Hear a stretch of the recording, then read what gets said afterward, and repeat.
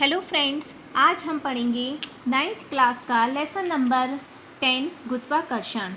Friends, पिछली videos में हम 9th क्लास के लेसन नंबर 1 से लेकर लेसन नंबर 9 तक पढ़ चुके हैं। आज है लेसन नंबर 10 गुरुत्वाकर्षण। फ्रेंड्स, हम सभी जानते हैं कि जब भी कोई चीज़ ऊपर जाती है तो पृथ्वी उस चीज़ को नीचे की ओर खींचती है। तो जिस बल से पृथ्वी नीचे की ओर खींचती है वो होता है गुरुत्वाकर्षण बल। ओके फ्रेंड्स, मतलब जब कोई वस्तु जैसे बॉल हमने ऊपर फेंकी वो बॉल नीचे ही आएगी, लेकिन किस बल के कारण आएगी? गुरुत्वाकर्षण बल। और गुरुत्वाकर्षण बल के कारण जो उस वस्तु में त्वरण उत्पन्न होता है वो होता है गुरुत्वीय त्वरण। ध्यान रखिए फ्रेंड्स, गुरुत्वाकर्षण बल का मान जो होता है फिक्स होता है, लेकिन गुरुत्वीय त्वरण का मान जगह जगह के हिसाब से बदलता रहता है। तो फ्रेंड्स, आज हम इसी कॉन्सेप्ट को क्लियर करेंगे। एग्जाम में पूछा जाता है गुरुत्वाकर्षण बल से आप क्या समझते हैं? गुरुत्वाकर्षण के नियम, तो गुरुत्वाकर्षण के नियम न्यूटन ने दिए थे। कैपिटल जी और स्मॉल जी में क्या अंतर है? कैपिटल गुरुत्वाकर्षण बल को किससे दर्शाते हैं? यही सब चीज़ आज हम पढ़ेंगे। तो फ्रेंड्स, अब हम लेसन को स्टार्ट करते हैं। पहला है गुरुत्वाकर्षण बल। ब्रह्मांड में पदार्थ का प्रत्येक कण दूसरे कण को अपनी ओर आकर्षित करता है। इस आकर्षण को गुरुत्वाकर्षण बल कहते हैं। ओके फ्रेंड्स, अगर आपसे पूछा जाए गुरुत्वाकर्षण बल किसे कहते हैं, तो ब्रह्मांड में पदार्थ का प्रत्येक कण दूसरे कण को अपनी ओर आकर्षित करता है। इस आकर्षण को गुरुत्वाकर्षण बल कहते हैं। नेक्स्ट है गुरुत्वाकर्षण का नियम। न्यूटन ने गुरुत्वाकर्षण के नियम दिए। इस नियम के अनुसार किन्हीं दो पिंडों के बीच कार्यरत बल उनके द्रव्यमानों के गुणनफल के अनुक्रमानुपाती तथा उनके बीच की दूरी के वर्ग के व्युत्क्रमानुपाती होता है। माना m1 व m2 द्रव्यमान के दो पिंडों के बीच की दूरी r है, तो गुरुत्वाकर्षण बल F हो तो देखिए F अनुक्रमानुपाती किसके होता है? m1 और m2, मतलब उनके द्रव्यमानों के गुणनफल के अनुक्रमानुपाती होता है। और व्युत्क्रमानुपाती किसके होता है? बीच की दूरी के वर्ग के। तो बीच की दूरी कितनी है? r, तो r का वर्ग हो गया, उसके व्युत्क्रमानुपाती हो गया। तो इसे हम इस तरीके से लिखेंगे, ठीक है। तो f, अब हमने ये जो साइन है इसे हटाया तो बराबर कर लिया, और उसके बाद हम एक कांस्टेंट या स्थिरांक लगाएंगे। तो f बराबर g m1 m2 upon r square, ये हमारा एक फॉर्मूला बन गया। नेक्स्ट है जहाँ g, अब ये g क्या है? g है सार्वत्रिक गुरुत्वाकर्षण स्थिरांक है। इसका SI मात्रक, ये फ्रेंड्स ध्यान देने वाली बात है। g क्या है, इसका मात्रक क्या है? इसका SI मात्रक न्यूटन प्रति metre square kilogram square, newton प्रति मीटर स्क्वायर किलोग्राम स्क्वायर या किलोग्राम स्क्वायर है। g का मान 6.673 इंटू 10 की पावर -11 न्यूटन मीटर स्क्वायर प्रति किलोग्राम स्क्वायर होता है। फ्रेंड्स, कई बार पूछ लिया जाता है क्वेश्चन, गुरुत्वाकर्षण के नियम किसने दिए? g क्या है, इसका SI मात्रक क्या है, g का मान कितना है? तो फ्रेंड्स, ये आपको याद रखना है। नेक्स्ट है गुरुत्वीय त्वरण। पृथ्वी की ओर मुक्त रूप से गिरती हुई किसी वस्तु के वेग में प्रति सेकंड होने वाली वृद्धि को गुरुत्वीय त्वरण कहते हैं। इसे g से, देखिए वहाँ है गुरुत्वाकर्षण स्थिरांक जो कैपिटल G से शो करते हैं, और इसे स्मॉल g से, गुरुत्वीय त्वरण को स्मॉल g से प्रदर्शित करते हैं। इसका मान भिन्न भिन्न स्थानों पर भिन्न भिन्न होता है। पृथ्वी पर इसका मान 9.8 मीटर पर सेकंड स्क्वायर होता है। ओके फ्रेंड्स, ये ध्यान रखने वाली बात है कि पृथ्वी पर इसका मान कितना होता है। नेक्स्ट है कैपिटल G और स्मॉल g में अंतर। देखिए स्मॉल g तो गुरुत्वीय त्वरण है और कैपिटल G गुरुत्वाकर्षण नियतांक है। तो स्मॉल g क्या है? सदिश राशि है, और कैपिटल G अदिश राशि है। सदिश और अदिश राशियाँ पहली वीडियो में पढ़ चुके हैं। इसका मात्रक, गुरुत्वीय त्वरण का मात्रक क्या है? मीटर प्रति सेकंड स्क्वायर होता है, जबकि गुरुत्वाकर्षण नियतांक अर्थात कैपिटल G का मात्रक जो होता है न्यूटन मीटर स्क्वायर प्रति किलोग्राम स्क्वायर होता है। स्मॉल g जो है गुरुत्वीय त्वरण, इसका मान भिन्न भिन्न स्थानों पर इसका मान भिन्न भिन्न होता है, और जबकि गुरुत्वाकर्षण नियतांक g जो है इसका मान जो होता है पूरे ब्रह्मांड में समान होता है। पृथ्वी पर g का मान 9.8 मीटर प्रति सेकंड स्क्वायर है, और कैपिटल G का मान 6.673 इंटू 10 की पावर -11 न्यूटन प्रति मीटर न्यूटन मीटर स्क्वायर प्रति किलोग्राम स्क्वायर है। तो कई बार ये क्वेश्चन पूछ लिया जाता है कि गुरुत्वीय त्वरण तथा गुरुत्वाकर्षण नियतांक में क्या अंतर है, या कैपिटल जी और स्मॉल जी में क्या अंतर है। तो फ्रेंड्स ये आपको याद रखना है। नेक्स्ट है नोट, ये चीज़ आपको ध्यान रखनी है।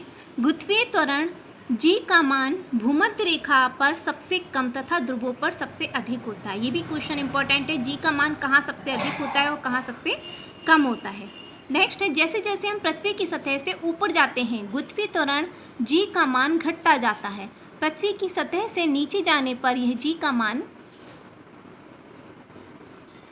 पृथ्वी की सतह से ऊपर जाने पर जी का मान घटता जाता है और पृथ्वी की सतह से नीचे जाने पर भी इसका मान घटता जाता है। चाहे ऊपर जाओ चाहे नीचे जाओ, लेकिन घटता जाएगा। केंद्र पर इसका मान 0 होता है। नेक्स्ट है गुरुत्वीय त्वरण जी व गुरुत्वाकर्षण नियतांक कैपिटल जी में संबंध। माना m द्रव्यमान की, अब हम इन दोनों जी में क्या संबंध है वो निकालेंगे। माना m द्रव्यमान की कोई वस्तु पृथ्वी तल के निकट स्थित है। पृथ्वी पर द्रव्यमान m व त्रिज्या r है। तो पृथ्वी द्वारा वस्तु पर लगाया गया गुरुत्वाकर्षण बल क्या होगा, F बराबर Gm इंटू एम बटे आर स्क्वायर। ठीक है। नेक्स्ट है, परंतु पृथ्वी किसी वस्तु को जिस बल से अपने केंद्र की ओर आकर्षित करती है वस्तु का भार कहलाता है। अतः F बराबर mg, ये दोनों चीज़ें हमारे दो फॉर्मूले हो गए। तो हम ये भी लिख सकते हैं कि Gmg जो होगा Gmm बटे आर स्क्वायर के बराबर होगा। तो हमारा फॉर्मूला स्मॉल g बराबर निकला Gm बटे आर स्क्वायर। ओके फ्रेंड्स, तो g और g में ये रिलेशन आ गया हमारा।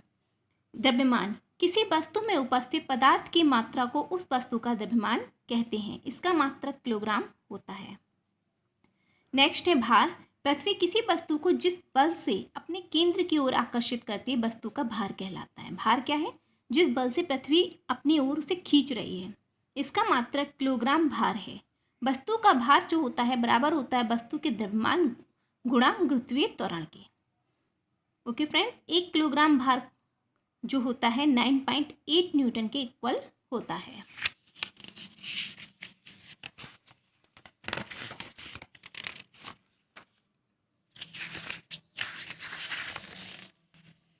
नेक्स्ट है दाब, प्रति एकांक क्षेत्रफल पर लगने वाले बल, एकांक क्षेत्रफल जो बल लगता है उसे प्रणोद भी कहते हैं, को दाब कहते हैं।